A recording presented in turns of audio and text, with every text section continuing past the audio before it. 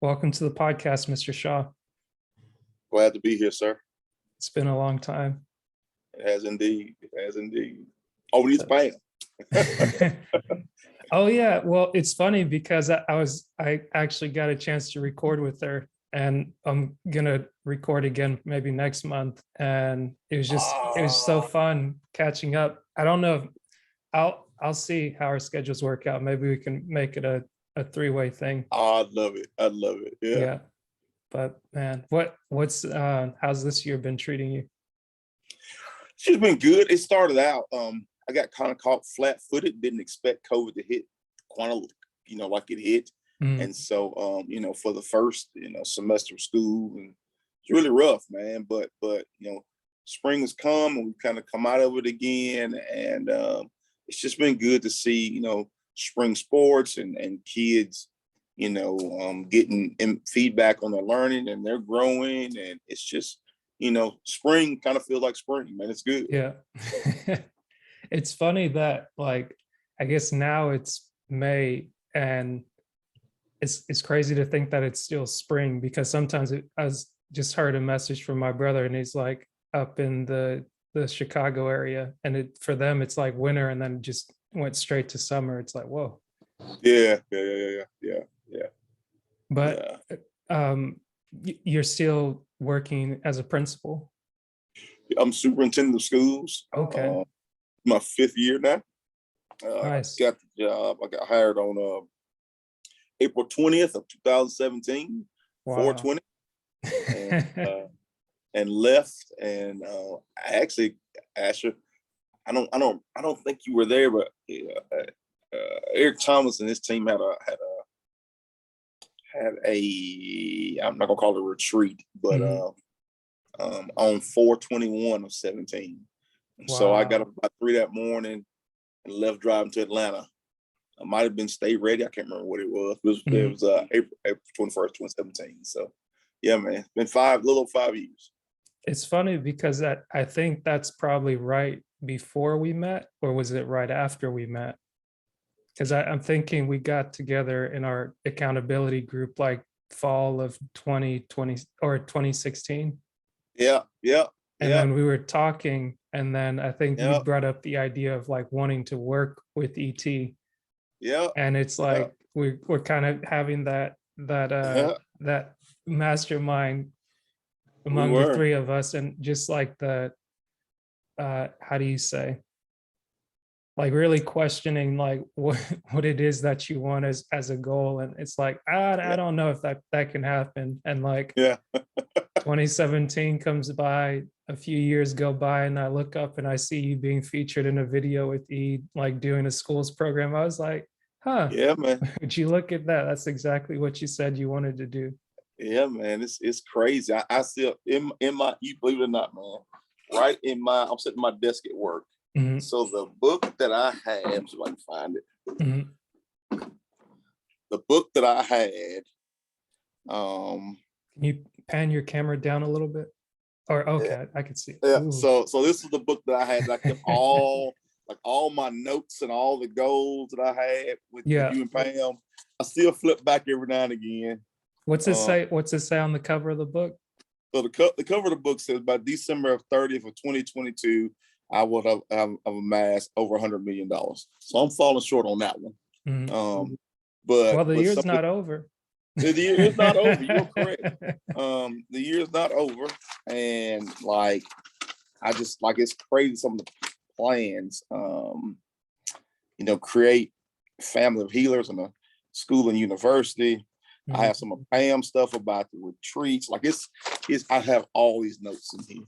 And it's funny that even though I didn't accomplish them all, I'm amazed at the ones I did accomplish. Mm-hmm. And I don't know that I ever would have done that without having those conversations with y'all and fleshing that out and really becoming focused on what is it that you really want to do. Even if it sounds crazy to you, what is it that you want? Financially, I'm probably in a better place than I've ever been in my life.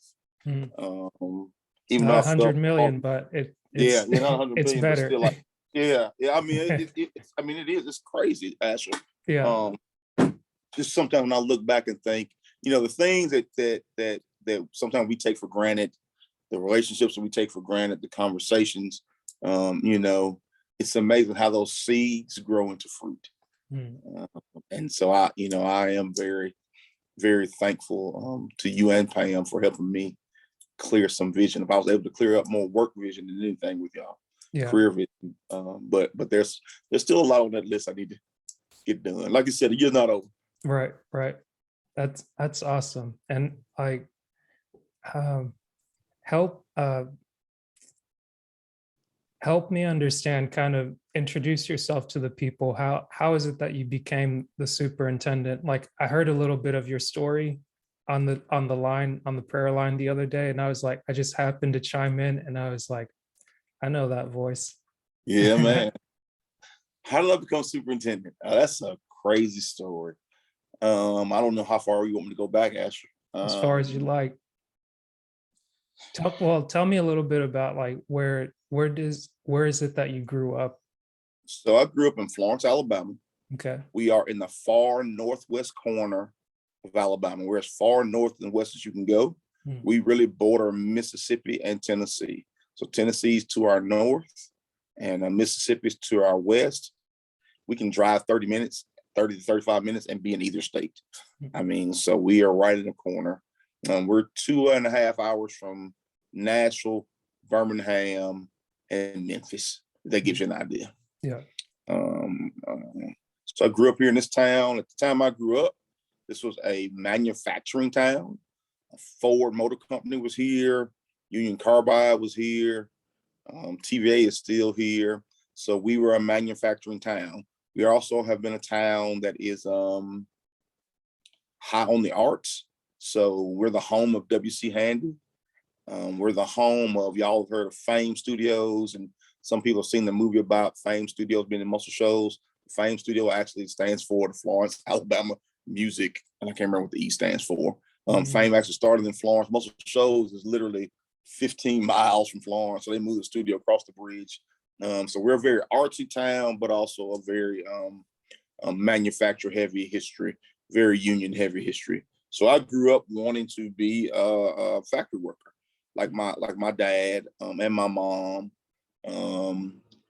So I graduated high school here. I went to college here for a little while, and decided I get a job at the local factory, a place called TJ's Manufacturers. I worked at TJ's for 8 years while off and on. I went to school at night. Within those 8 years, I went to try to play football at a couple places, came back home.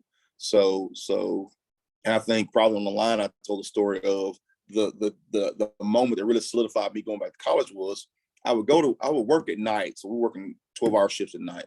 So I would work at night and I go to school in the daytime. And so my bosses were nice enough. As long as I got some people cutting grass out here, man. Gotcha. I'm into another room. But my bosses were nice enough, Asher, that as I got my work done, they didn't say anything to me if I, did my schoolwork. So that's what I did, man, for a long time. So I played with it for a while. Yeah. One day, man, we're going to apply for a job at International Paper. And my boss kind of said to me, it's about 15 of us. My boss walked to me and says, well, what are y'all doing? We told him what we were doing. And he said, why would International Paper hire you? And I said, man, I work hard. He said, man, I pay you $10 an hour. You work hard now. Why would they pay you $20, $25 to work hard? What is it that you have that's marketable? And so that kind of kicked me in from playing with college to really being serious about finishing school. Because I felt like I didn't like his message, but he was right. Yeah. Not marketable. What skills do I have other than, my back and working hard? It wasn't a good feeling. So I ended up going to college. I ended up teaching in my hometown for a little while. I left my hometown in coaching. I left my hometown, went to a place called Decatur for a little while, left Decatur for a little while, came to a place called Tuscumbia. Tuscumbia is about 15 miles. We live in what we call the Quad Cities, which is Florence, Muscle Shoals, Sheffield, and Tuscumbia. Mm. And then in 2007, I came back home to Florence to be an administrator at Florence High School, which matriculated me up through the ranks until I ended up being assistant superintendent. There's a whole nother story about me in the principal job at high school. But anyway, I ended up being assistant superintendent at Florence City Yeah. Schools. The superintendent retires. And my colleagues, they may regret it now, but they didn't then. My colleagues really rallied around me to push me to apply to be superintendent. And that is what I did. And I got the job. At the time I met you and Pam, I had a couple of offers on the table from other districts. Mm. And I was really struggling with, did I want to go somewhere else? Or did I want to stay home and do this? And so when I met you and Pam, I was really in a quasi world of what is it that I want to do? And more importantly, why is it that I want to do it? And so that's how I got. So it looks like what was your resolve from that question? My resolve from that question ended up being really and truly, I was not as interested in a title as much as I was like really leaving some kind of lasting legacy, service. Hmm. And so at the time, I had an opportunity to take a job at a larger city in Alabama, which would have been more challenging. But at the same time, had I been successful there, it would have been the equivalent of winning an NBA championship, And so, but also bright spotlight. And my thought was my people here who live here have asked me to stay and serve them. And when you really start soul searching about why are you in education?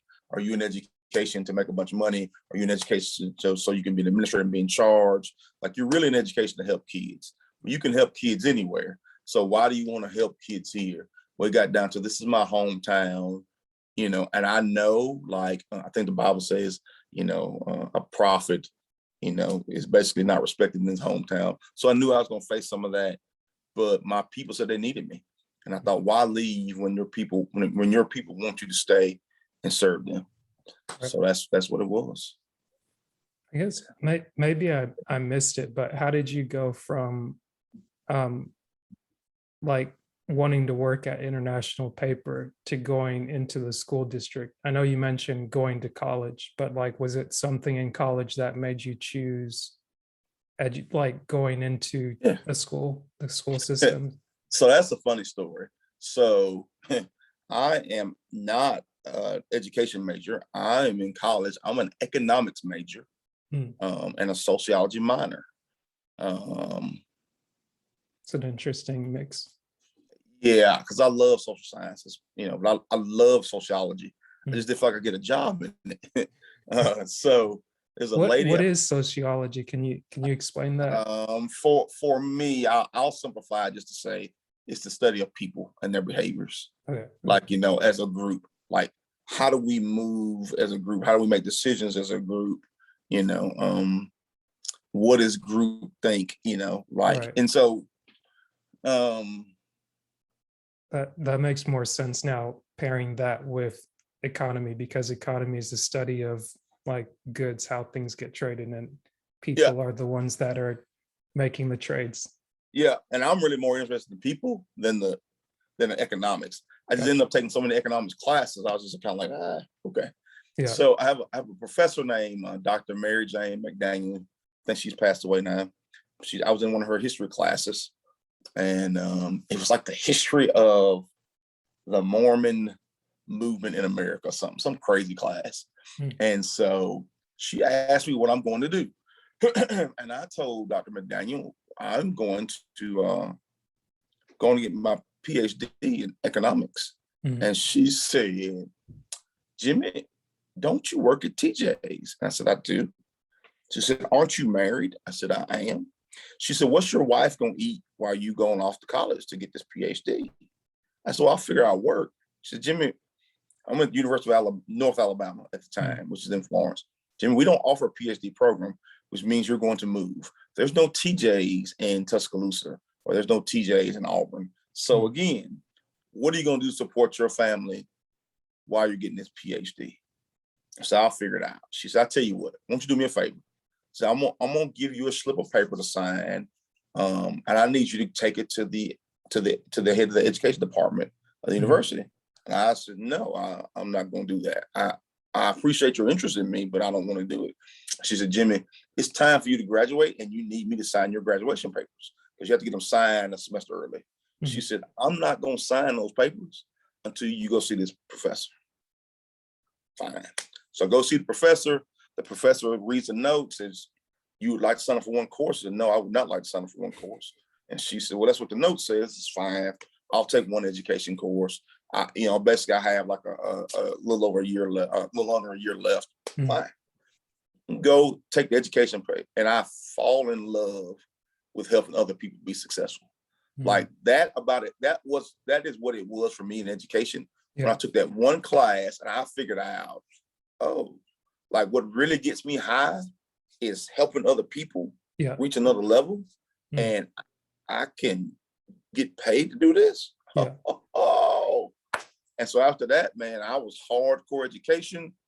I had enough economics and sociology classes to pair with history classes to come out as a social science major. At the same time this is happening, one of my old high school coaches is now the head football coach at my local high school. He needs somebody to come help him volunteer coach. So I'm helping volunteer coach. I'm working at night, going to school in the daytime, helping him volunteer coach in the afternoon. And I'm loving life, man. And that's kind of like, I have one detour on that road, which is I get stopped. The semester I have to do my student teaching, I have to make a decision because I can't really work and do my student teaching. Student teaching is basically your practice teaching. And so at the time I was working at TJ, still the factory, we had gone to 8-hour shifts. And so I worked it out with somebody that they would let me work midnight shift so I could work, midnight shift was 11 to 7. I had worked out with 2 other guys. So I would work 11 to 7. The other guy would come in, and we kind of pick up and we work it all out and be fine. And the bosses said, no, you can't do that. And I said, well, why? And I said, well, first of all, I'm sorry, I was going to back up. I'd asked to work not 11 to 7, but 10 to 6. 10 to 6 will allow me to be able to get to school on time to do my student teaching. Right. And so the boss said, no, you can't adjust the hours. You can't do it. So you got to make a decision. So you have to quit, or you quit and do your student teaching, or don't do your student teaching and work at TJ. So I quit. Which was a scary moment for me because I didn't have an income. Right. And so at that time I had to go out. I was selling shoes in the mall and was like doing some part-time custodial work at different places. It was crazy. And my dad at the time worked at General Motors, and it was one of, like I told you earlier, I was going to be a factory worker. And so dad says, hey man, I got you an interview up at General Motors, because my dad would never help me get on General Motors until I got my degree, but I'm about to graduate. So I go to General Motors, and General Motors says, we'll hire you, but we need you to work swing shift. And I said, no, I really need to work midnights because I'm giving my student teaching. And General Motors like, man, listen, it's 1,000 guys who want this job. Either you take this job or you don't. It's going to be swing shift. And so after that, man, I just told him I couldn't take the job and went home and told my wife. I turned down, for me, what was my dream job was working in a factory, and just told I was all in on education. And from that moment on, I really was all in on education. Oh, could you take your hat off for a minute? Yeah, man. Gotcha. Because it's no people got to see the the people's face. Man. Yeah, man. No problem. But man, that's an that's a story. So I mean, so what happened from there? Because it's like at this point, your whole thing was like, one, you wanted to work at the factory, and also you wanted to be able to provide for your family, and now you're not doing either, but you're pursuing the passion of being able to help people to pursue teaching. Yeah. So what happens from there is I do my student teaching. I get sent to a place in the county here that I really didn't think. Let me just say this, Asher. There were not many African Americans at this school, so I was really afraid to go there because I did not think I'd be accepted. Had the time of my life at the school. Had a ball. Loved it. So the time came for me to leave, student teaching, and got finished with that to go into my job. There was a lag time in between there, where I was getting less hours at the shoe department where I was working, and I needed some money, so I picked up some temporary jobs. I ended up being one of the temporary jobs I picked up was I ended up being a temporary cleaner / custodian at the high school I was going to be working at. So I did that for about 2 weeks. That was interesting in and of itself. Yeah. Because I knew the coaching staff there, but no one else. And so I'm there actually for about 2 weeks as a part-time temporary custodian. And it was interesting the way that the people treated you. And so the funny part of that story was some were good, some were bad. And that's a whole nother story for a whole nother day. But the funny part about that story was on the first day of school, I show up in a shirt and tie. And one of the ladies was like, "What you're doing here in a shirt and tie?" And I said, "I'm coming to work." And she just kind of frowned up. "Why are you working in a shirt and tie?" Just shook her head and walked off. And the principal introduced all the new teachers that morning. And I stood up as a new teacher, and you could see some mouths drop open and I thought, yeah, because you treated me some kind of way, when you thought I was, but that was good, man. And it gave me a different perspective about people and how people treat people. Yeah. And it showed me the kindness of some people. It showed me the not so kindness of some other people. But it gave me a perspective of people are more than their position. Like, don't ever get caught up in somebody's title. They people. Your people, like, it doesn't, like, you don't know, like, they're just regular people. It's just what they do for a living. Don't ever get so caught up because you have some title, you think you're somebody different. You're not. Right. You're not. And I never forgot that. And I've never forgotten that since then. Yeah. It's funny. I know you mentioned earlier that ET came to Florence and had a conference there while you were there. But I remember, I think after we met together and started speaking, 1 minute. But I think before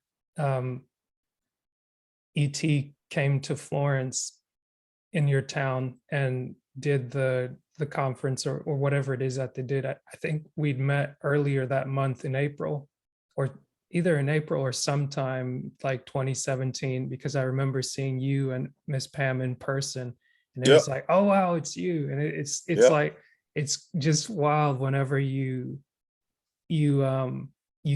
talk to someone regularly and like you finally have a chance to like see them in the flesh, and like just being able to just acknowledge them face to face, as well as just over the phone. There's something to be said about that. Yeah.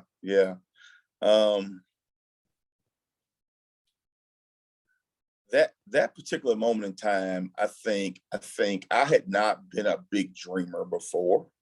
Or that's not true. I had never shared any of my dreams with anyone publicly.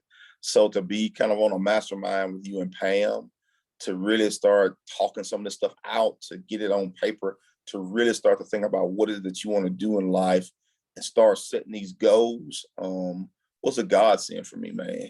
Like for me, probably, like for all the things that I got out of Breathe You, that's what I got out of it. It was meeting people that had bigger visions than I had, who had done bigger things, who kind of let me know it's okay. It's okay to dream. It's okay to make plans, but you got to put the work in with it.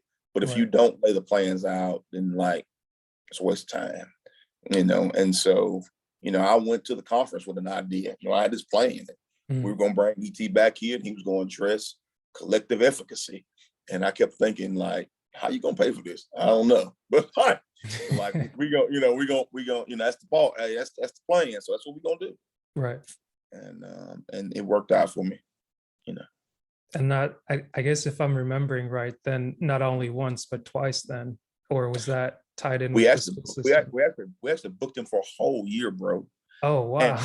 yeah, like that. So like we brought him in. Here was the deal. Like when I took the job, I felt like we had two issues. We had more than two, but our two major issues Mhm. was collective efficacy and efficacy or self-efficacy. Collective efficacy as a educational unit and as a community, but we also didn't have a lot of self-efficacy that we thought that what we did mattered. And I think it trickled down into our kids. Gotcha. So I felt like, when you talk about efficacy, the belief that you can make something happen, Okay. the belief that you have the ability to make it happen. Gotcha. And so I felt like as a town, as a educational community, I wondered, did we feel like in our heart of hearts that we have what it took Mhm. to really make this be a premier learning institution? That was always my goal for a school system, is to be a learning university.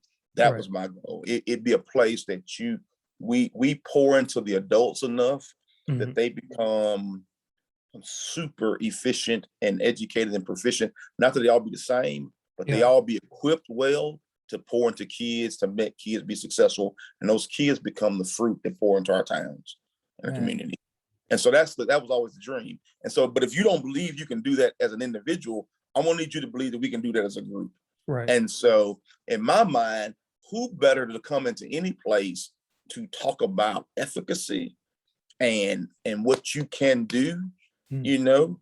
by sheer will, than Eric Thomas. Yeah. And I think a lot of people had these ideas about why I brought him. That's why I brought him, Mhm. because I felt like, who better to pour into this town, to pour into our school people, into our kids, to make them believe um, that we can get this done. We are great here. There's Right. greatness within us. Mhm. I remember reading "Greatness is Upon You." I Yeah. mean, straight up, that's where we are. And so that was the vision. So he came here, and did some parent meetings with us, whatever, our community meetings. Mhm. He met with our administrators. He did some things with our kids. Probably one of the most powerful things he brought. And I look back on the laugh now. If I had time, I'd run and get you a placard. Mhm. But we made cards. It was E.T., Jeremy, Willie Moore Jr., David Shands, and my man, Inky Johnson. Oh, They wow. all they all come to bro. They come to It's like the Florence, five Alabama. horsemen came into town. Man, they come to Florence, Alabama to do a community engagement meeting. Yeah. And I'm inviting everybody I know. And what's funny is some people knew the quality of what was coming. Mhm. And some people were like, you bring these speakers here, blah, blah, blah. But like, yo, it was a powerful night, man. Yeah. But we had them, we had them all come to town. They visit their schools, and I really think that's probably really the beginning of school days. Like they kicked that off and did that, but like they That's really poured right. into our town. And some people bought into that. Mhm. Some people did not. Like I got an email, it wasn't a month ago, still angry with me for bringing ET to town. Mhm. Like, because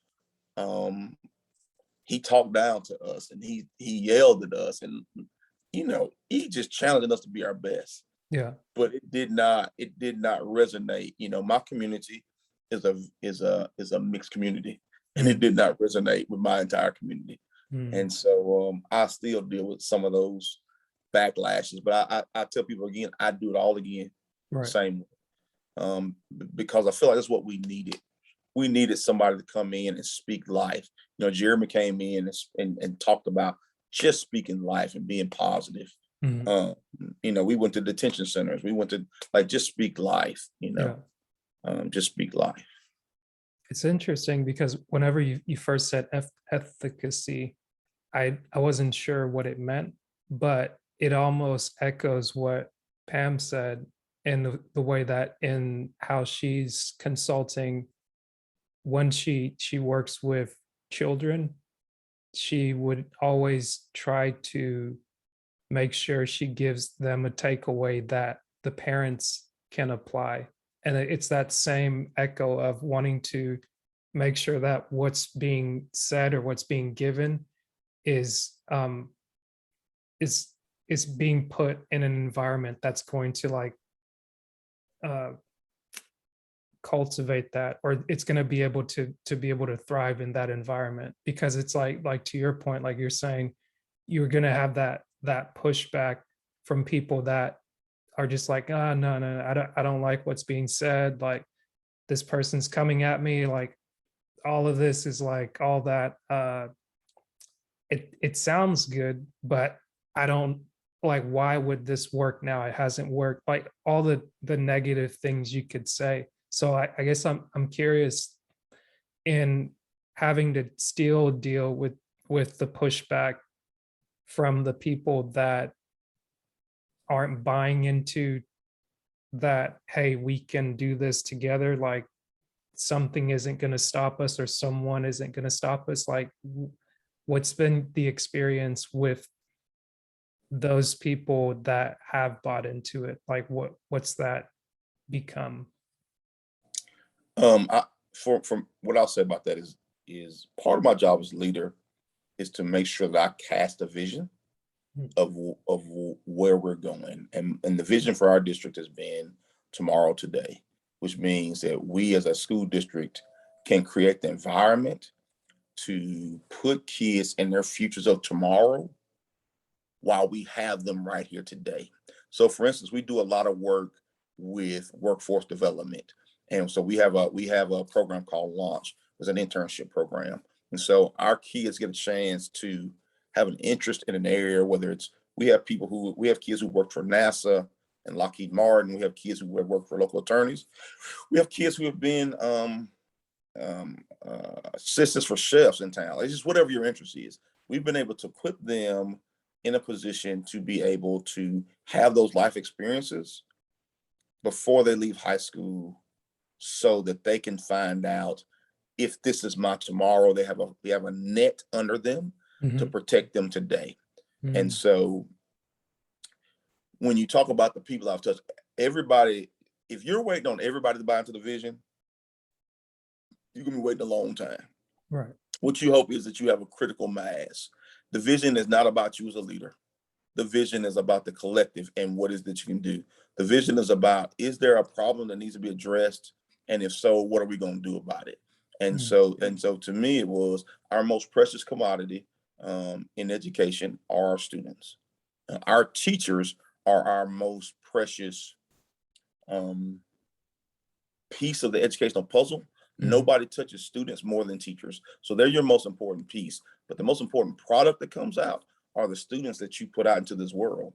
Mhm. And so when I cast that vision, what I hope is I can get enough people with a critical mass of people who catch that vision and they Mhm. work that vision out in their own way. So Mhm. you may work that out through the workforce development program, or we have a robust, like Thursday night, it's probably one of the highest highs I had. Yeah. We set a goal of having 10% of our students graduate with an associate's degree or professional certificate from our two-year universities. And so in some Mhm. states that happens a ton. In Yeah. Alabama, we don't have an early college program. And Mhm. so I flew out to Texas with a bunch of folks and we looked at this and we came back and put it in. So we didn't get 10% to graduate, but we got Yeah. 10 kids out of 350 to graduate with an associate's degree or professional certificate. And so that's because a couple of people caught the vision of what I was talking about, and they made Tomorrow Today happen for those kids that way. We Right. have Tomorrow Today happening for dual enrollment kids who get a chance to go to college and get several hours. Mhm. We have a FAFA program. Like I still like to say this, like once you cast a vision, Right. you try to set the culture to cultivate it so people can catch it. And then your job, even though you may not like it, your job is really not instrumental anymore or being the front person. Mhm. Your job is to block and let those people do what they have been impassioned to do. And so Mhm. for me as a leader, that's been my job is to do the grunt work a lot of times. Right. I do the things that clear the path so that the superstars, the principals, the teachers, the support staff can do their thing to provide our kids of tomorrow today. And Right. so even though I have naysayers or against the vision, it's hard to say you really against kids. You really against kids though being great. Yeah. And so it comes out that we don't like the way you doing it. That's fine. You don't have to like the way I'm doing, but I need Right. you to understand why I'm doing what I'm doing. And it is to try to provide a great launching off point for our kids, which Mm. kind of goes back to the learning university. The more the adults learn, Right. the better we are able to equip the kids to learn. And it's not just about reading and math. It's about that and. Mhm. Man, that's a good point. Like I was gonna say, when you say 10 kids graduating with an associate's degree or certificate, those are high school kids getting college associate's credit. So that's nothing to sneeze at. No, sir. It's 10 kids, and like I'll be honest with you, like that was that has I've had several moments I've been proud to be superintendent in this district. I don't want to say it that way. There have Mhm. been two really high highs that I've had.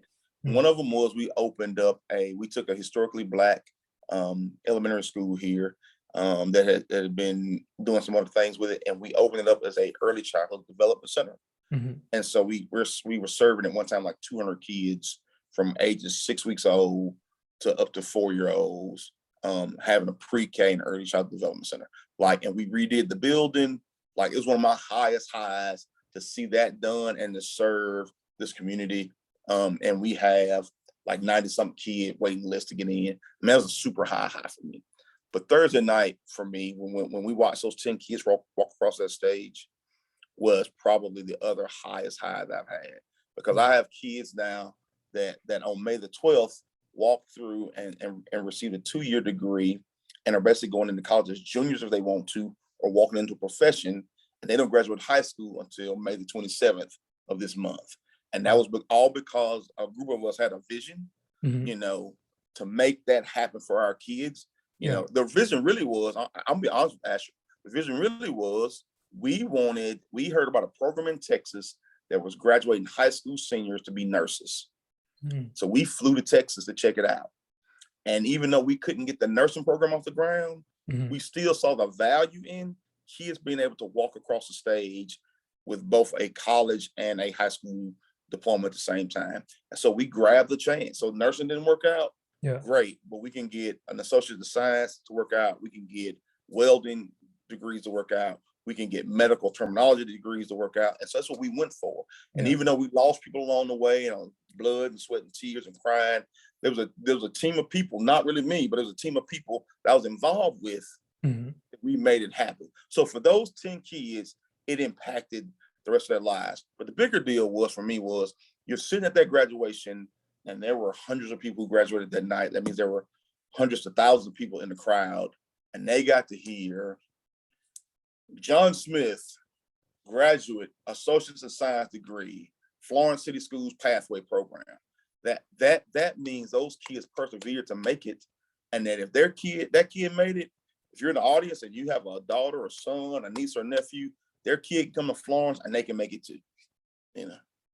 That's amazing because I guess just like you described, being able to see something, it gives you the ability to dream. Not You may not do the same thing, but you're saying, "Oh, at least I can do that."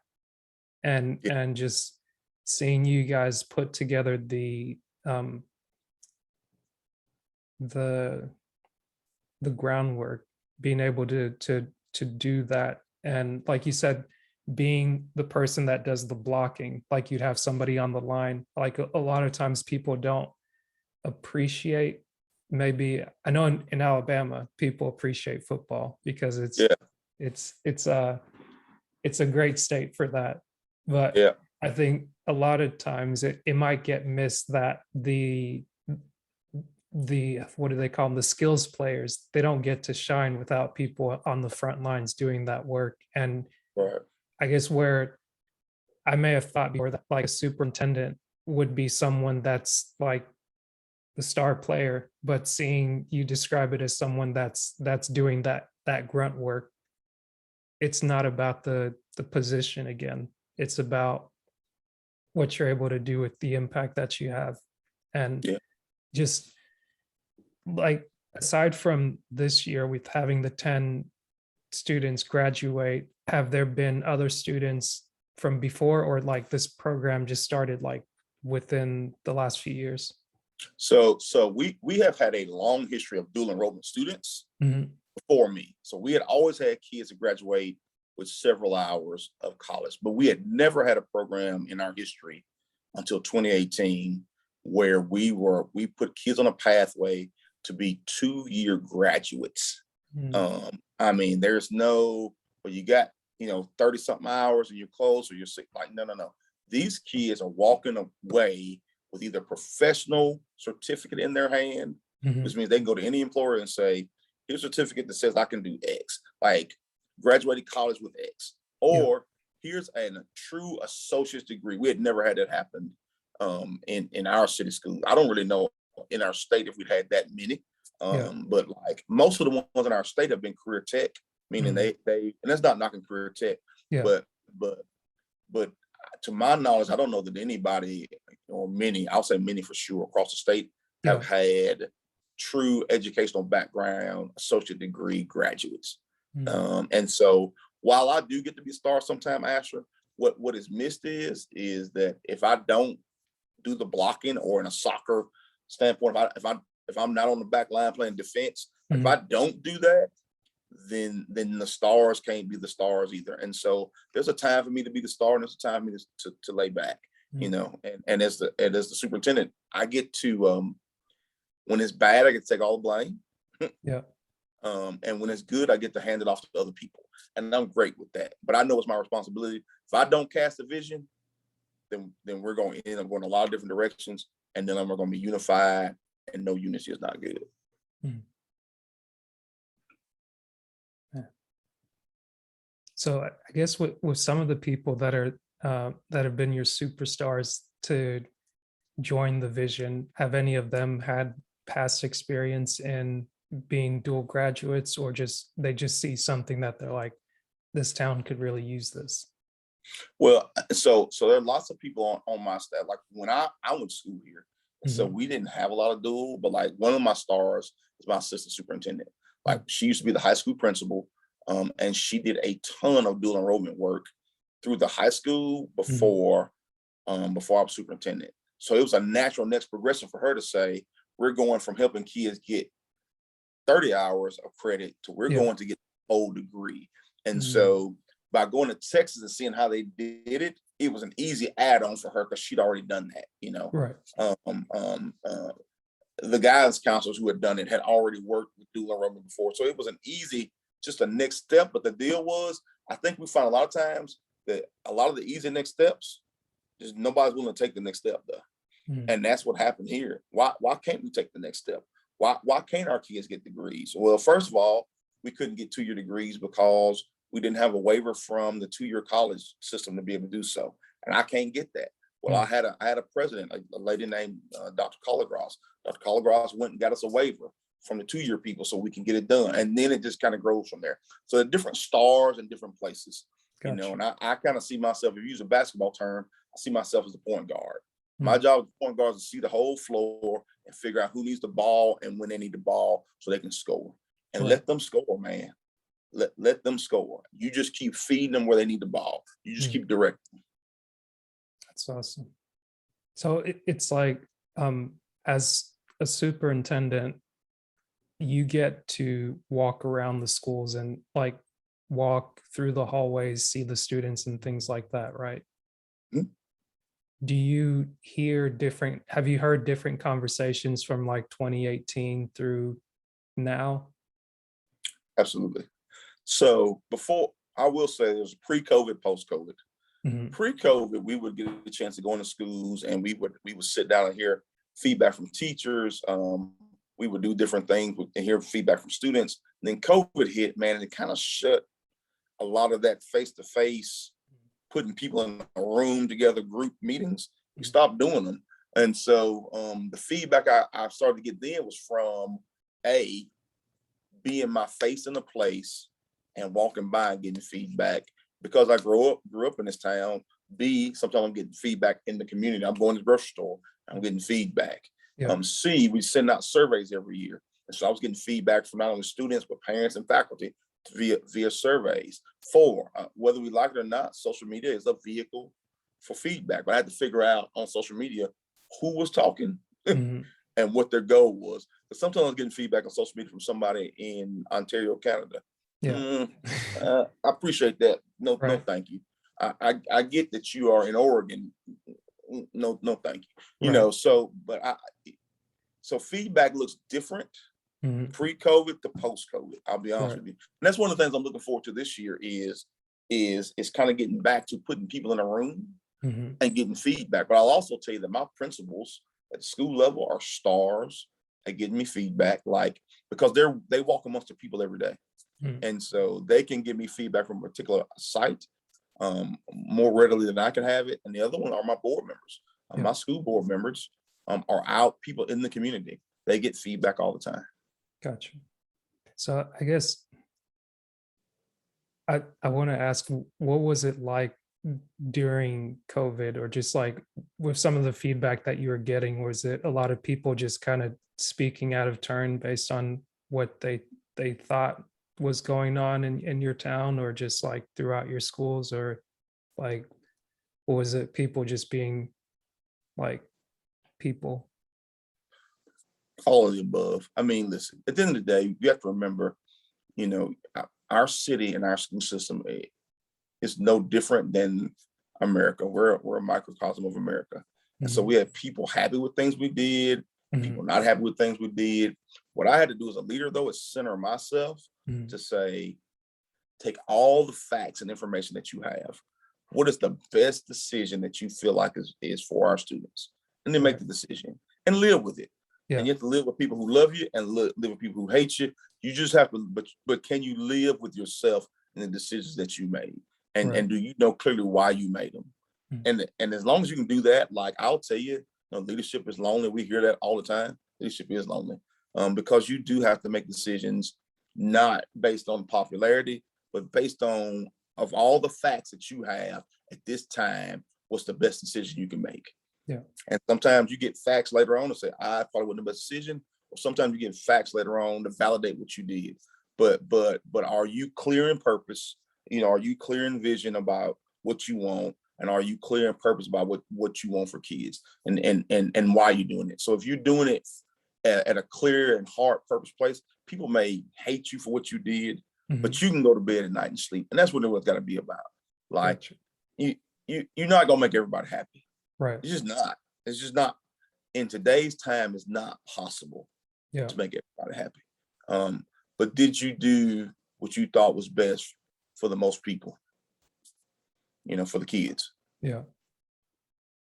I guess a big thing that seems to come up with leadership is always that accountability piece, because a lot of people seem to be, I guess sometimes we there's a response out of fear, but then other times there's a response out of like, I think people appreciate it when someone can be wrong, but at the same time, they can admit that they were wrong and not double down on the mistakes that were made, and just continue to be like, okay, if something goes bad, I start pointing fingers and just be like, no, no, no, it's like this person, that person, and the other. And I guess I tried not to pay attention. I paid attention a little bit to what was going on politically, because I guess as I'm growing up, I start to recognize kind of why you want to know what's going on around you. Like, you want to know what's going on in your neighborhood because you want to feel safe, or you want to be in a place where you can trust your neighbors. But sometimes it feels like, especially within the last few years, it's things can get really toxic, especially through media, where people kind of um, assume what's going on without having the facts. And I say that in a way with schools in particular. I heard a lot about how people were demonizing the South.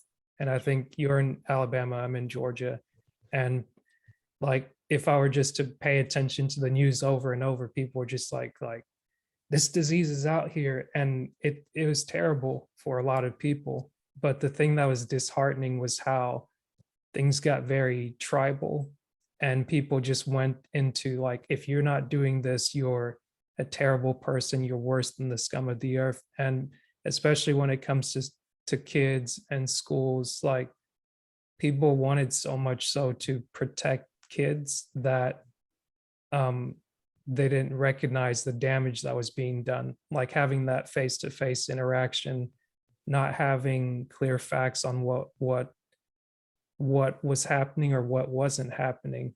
And then to have people that are in leadership positions willing to stick out their necks and say, okay, I'm not going to make this political, but I'm doing this for the care of these kids. Like, not a lot of people that um, seem to advocate for things at times. It just felt, and that's why I just had to tune it out, because I was like, maybe I don't have a dog in this race, but it's it's something strange to see when someone's so willing to advocate for something, kind of going back to when you brought David Shands, Jeremy Anderson, Willie Moore Jr., Inky Johnson to town, and like it's just like something different, and people don't want that. What's that? That Huh? I didn't bring him to town. Like, he brought those guys to town. Right. Like, that was all E. I was just like, when it showed up, I was like, are you serious? But anyway. Right. Okay. Right. Let me not put that on you. Yeah, But nah, brother. Yeah. I don't have that kind of clout. I'm supposed right. to be honest with you. No, I don't have that kind of pull. But it's something weird to see when it's something weird to see when it's easier to talk about doing things that are virtuous, like, okay, like we'd want to have world peace and world hunger, like you don't want anybody to be poor. But then when it comes to utilizing your personal resources, like your time, your money, to go help someone in a land far away, it's like people are like, yeah, I don't want to do that. Like somebody else can pay for it, but I don't want to pay for it. And it's, Yeah. I guess that just reminds me, when you speak about that, being a leader, you have to be comfortable, or you have to just be okay with making a decision and owning it, whether it's turns out good or it turns out bad. And then whatever comes out of that, making an adjustment and moving forward. Because it's like, if you sit around and just beat yourself up about what was, what isn't, what could have been, it's you almost tear yourself up. And I say all that to say it seems very fitting, and um, it seems very appropriate in a sense that to be in a leadership position, or just be in a position where you can properly function, it requires um, spirituality in a sense. It's like you can't just operate on your own and just kind of do things without having some sort of like personal accountability to someone that's bigger than yourself. Yeah. In leadership, a part of you will die.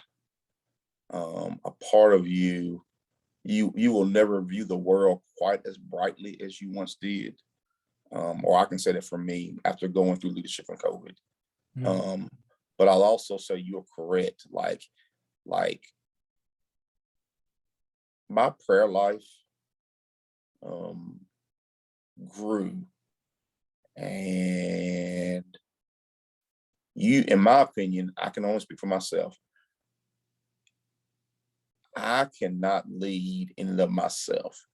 I have to give myself over to God in prayer, to seek direction, to seek the Holy Spirit. That's the only way I can make it. Because these decisions are bigger than even you. And everybody's not going to be happy with you. And at the end of the day, have you done what the information has told you, and have you done what God has put on your heart to do? And that's really all you can do, Asher. Yeah. And I tell people all the time, don't run to leadership. Like I'm a believer in Robert Greenleaf is the kind of the author um, of coining the term servant leadership. And so like he wasn't the first servant leader, but he's kind of the modern day father of servant leadership. He has this quote, and I'm gonna butcher it, but basically the quote says something to the effect of, in order to truly be a servant leader, you have to choose to serve first and then lead. And so you choose first to see a problem and address a problem or serve an issue or serve a need. And then somewhere along the way, it comes along the idea of, whether you come up with the idea or somebody else does, you have served in such a way that you probably need to be the lead servant. Mm. And then you end up turning leadership. And so all that sounds great until like you said, the critics come and you have to deal with the critics. And not all your critics are wrong. Yeah. You just live with it. But like you have to, in my opinion, leadership's too hard to lead because of the title. Like if you're just doing this for the title, Yeah. man, like God bless you, good luck, because it's tough. But I have to look within myself and into a higher power in order to be able to do what I do. And I don't think anything's forever. Like, I don't know how long God will have me in a leadership position, but as long as He will have me, I will lead. But it's not for the faint of heart. Yeah. It's not for the people who want to be liked and loved. It is for a purpose. That's a good point. It's funny because I was thinking of how I could relate to being in a leadership position, but I think for me, I'm in a different space at the moment where it's, instead of, I think I spent more time chasing the title of leadership. Like for a time, I didn't want anything to do with it because I could see what it looked like from my parents' viewpoint, or observing my parents, just seeing that like you always have to give of yourself. You always Yeah, have to give more and more of yeah, yourself. And it's like yeah, just constantly seeing that, where it's like there's no, it's almost like you pour out everything that you have until you have nothing. And for me, that just seemed like it was, how would I say, it seemed like it just always left you empty. And just being emptied, I'm realizing that it's not pleasing. And I guess almost in a similar way, it's like, instead of me wanting so much to have a title to say, okay, like I'm a leader, like, okay, so long as someone looks, I can take the criticism, I can do all these things, like going back to having that prayer life and relationship with God. I found that in spending time away and not even wanting to like talk to God, like having quiet time, whether it's like a few minutes, a few hours, a few days, it's like coming back and recognizing that, okay, um, as I take time, like as I seek to grow as a person first, as the individual, before I do whatever is needed next, it's that, the realization that growth is not comfortable is mm, something that I'm allowing myself to kind of just go through in this moment. Because like I was telling you earlier, before I was watching some of the past podcast episodes, some of the ones that are going to come forth, and like sometimes I look back and it's like, I'm glad I started this journey, but in remembering the purpose for pursuing this journey as to highlight people, but also to develop myself, I can see the highs. And sometimes it like, this moment may feel like a low, but I'm changing the way in which I talk to myself to say, it's like, you don't, I don't always have to have like a resolution or an answer to say, okay, this is what I gained from it, but just being able to appreciate the moment of catching up with you and not holding back, um, what's on my heart to share, to really have a genuine conversation and just understanding that I can be appreciative, happy, fulfilled, doing something meaningful. Sometimes it's not going to just feel glamorous, and just articulating that now and just taking my time with it and not trying to say, okay, what's the next question I can swing to? It's like I'm I'm thankful for just this time and this moment with you, because it's a good reflection. Because when you said, like, leadership can be lonely, it can be hard, but at the same time it's necessary to get the job done, because we can't all be um, at the same place at the same time. And I guess maybe that's something that the pandemic taught me in a way. It's that the either whether it's well intentioned or not, and I don't blame people, because it's like whenever the notion was we all just need to be safe, I was okay, yeah, I can go along with that, because I, I don't want to put myself at risk. Like, okay, like, yeah, Right. I can chill. Like, I worked a few months. I think I saved up. I'm in a comfortable place. I don't have anything to answer to.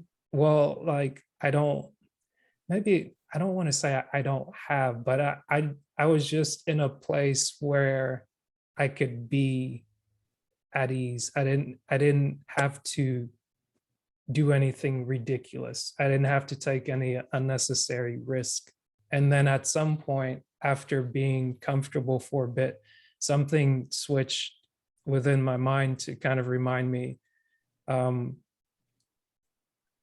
like, that the comfort only lasts for a little bit, and then it kind of becomes uncomfortable just staying in the house and things. And it's like, thankfully, being in a place where we're able to move around and have the freedom and the choice to say, okay, you can walk to the store or you can drive here without, like, intense scrutiny and things like that. That was good. Mhm. And then being able to just turn off the news and things like that during an election year, I was just like, I don't need to participate in this. Like, being able to make those small decisions for myself and to say, okay, this is how I need to be led in this time.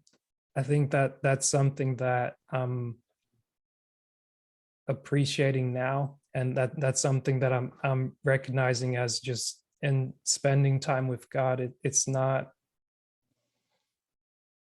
about um like just receiving. It's like, hey, God, here I am. Like, okay, you're here. Like, I see the doves in the sky. I see the clouds part, but it's just like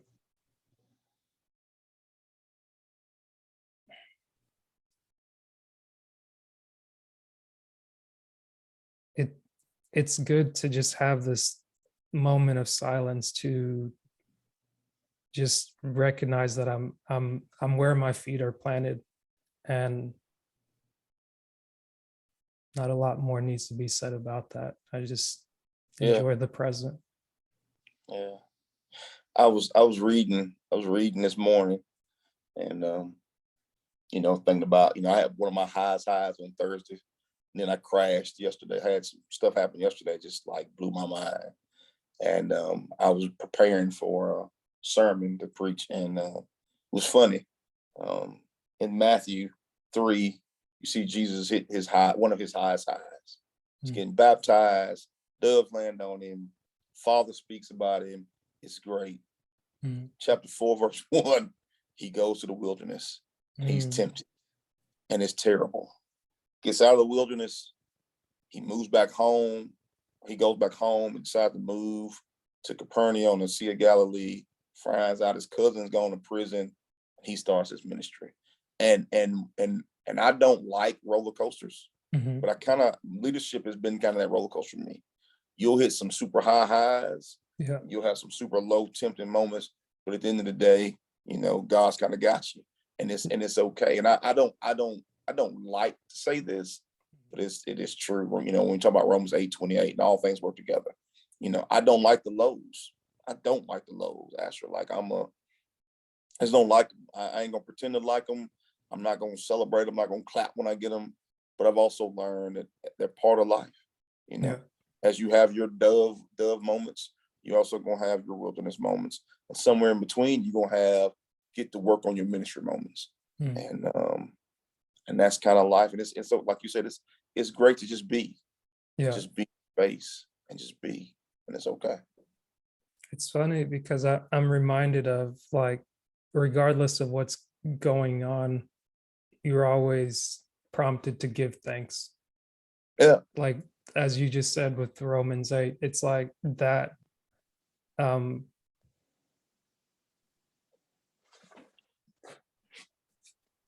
What's the word? Not intuition, but that the recognition that it's like, regardless of what's going on, you've got to be willing to give thanks. And yeah. I think there's something good to be said about that. Yeah. But before I get you out of here, let me ask you this question. Okay. Who do you say you are?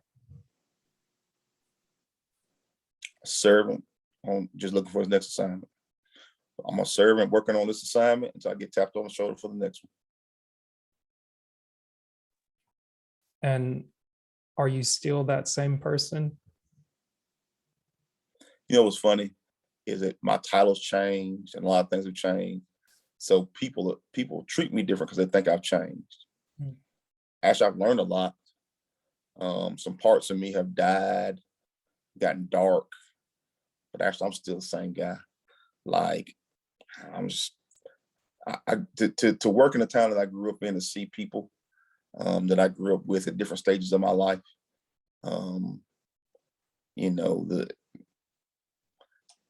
We label people based on where we meet them, and we don't like to take those labels off.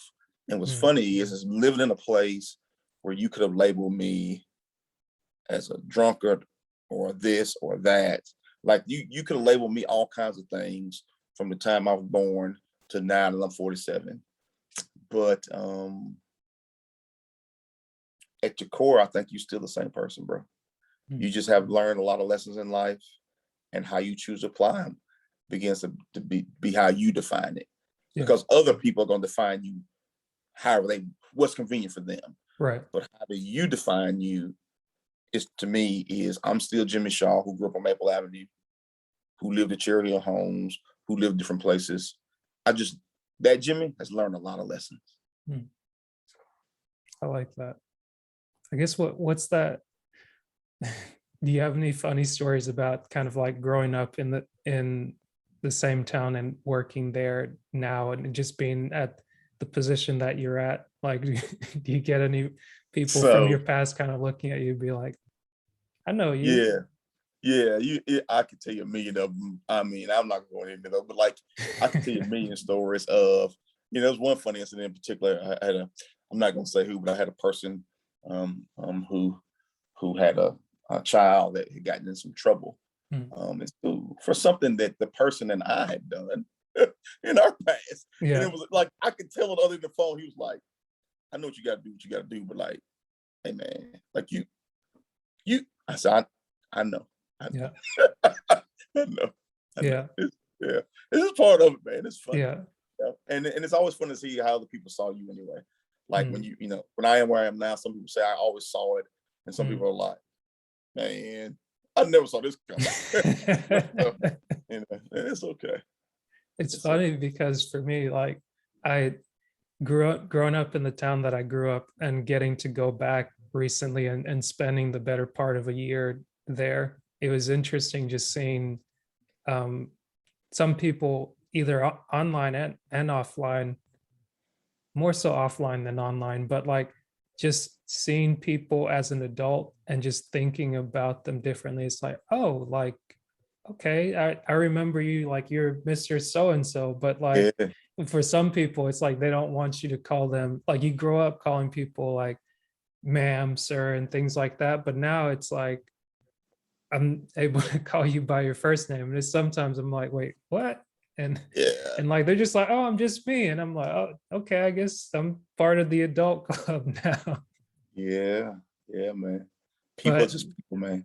yeah, and it's weird because like you said, like some people can give you a label where like I remember meeting with someone from school, and like whenever we were going to school, it seemed like some people just had it all together. They were like riding high, they're like making money and everything. And like I see the same person after the fact, not in the best of places, but like I tried to remember them as that person, but seeing it as like having gone through different experiences, and not to be in a way of like, okay, I'm judging you. Like I don't want to, I try not to judge anyone based on what they did in their past or if it was something that they did to me. But that being said, I remember like someone that I probably went to school with that bullied me like consistently from middle school through high school.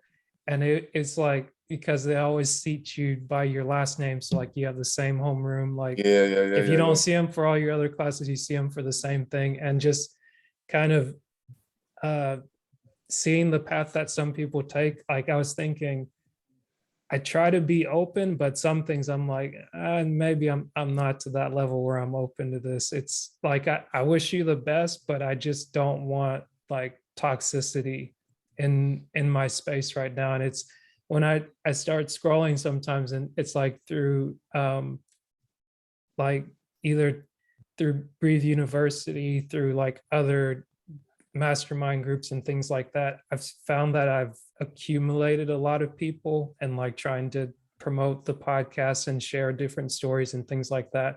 Like I'll add all different types of people, but now I'm seeing that I'm going back and trying to interview different people just to have a conversation, to be like, okay, let me make sure like what's in my circle. And even if it's like, oh, the numbers are big, but I'm like, wait, who is this? Like I'm going through and like scrubbing and just being like, okay, I don't remember adding this person. I was like, okay, let me message, see if they respond. If they don't respond, maybe I just just Yeah, unfollow and just clean out the junk, like shut down a lot of the notifications and just kind of just yeah, create space to just be able to breathe. It's like just doing a lot of decluttering.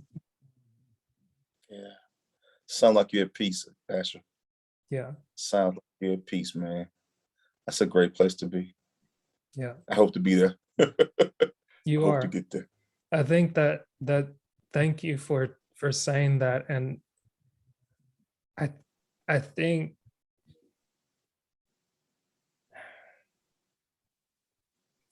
peace only comes through when you appreciate the moment, like the now. And I guess where I'm at right now is I could say I'm searching for peace, and I wanted to say the same thing that you said, but in just even before getting on the call, taking the time to just I s- spoke to God to say, "Hey God, like I'm here, speak to me." But then one I think I stopped um having an expectation of something like grand to happen. And I think just at the moment where you may be seeing my piece, or where my piece is coming from at right now, is just being here with you, and not trying so much to make something happen. So Yeah, yeah. Authenticity, I guess. yeah, Good place to be. It's a good well, place to be, man. I'm proud of you, bro. thank you. I'm so proud of you, bro, man. That's crazy. 105 podcasts. Nuts, man. Yeah. It's all praise to God. Amen. Amen. But Amen. yeah. But before I get you out of here, how can people get in contact with you? Just if they want to see what you're doing online or just meet with you locally in the Um, school systems, be able to swap ideas? so you can find me on Twitter at Dr. Jimmy Shaw. You can find me on LinkedIn, Jimmy Shaw. You can find me probably on Facebook, Florence City Schools of Alabama. You can find us on, we have lots of YouTube videos. You can find out what we're doing as a school system there. www.florencek12.org is our school website. You can find me on the prayer line. I'm not hard to find, y'all. Just look me up online and message me, and I'm all about sharing, exchanging ideas, man. Anything I can do to help you, please do it. Anything you think you can do to help me, let me know. Appreciate it, Mr. Shaw. Yeah, Thank you. man. Good to see you, sir. You too.